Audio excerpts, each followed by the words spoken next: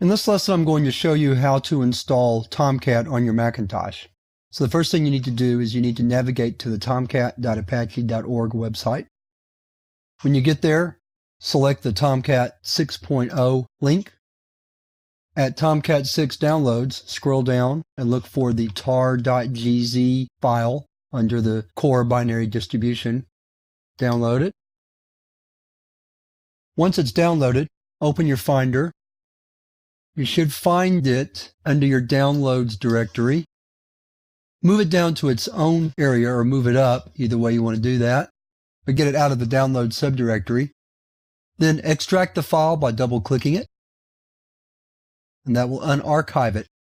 Now you have a folder for Apache Tomcat 6.0.35.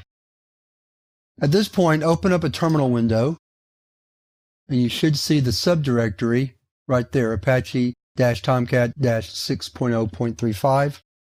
Let's rename it using the move command to something a little more manageable, such as Tomcat, like so.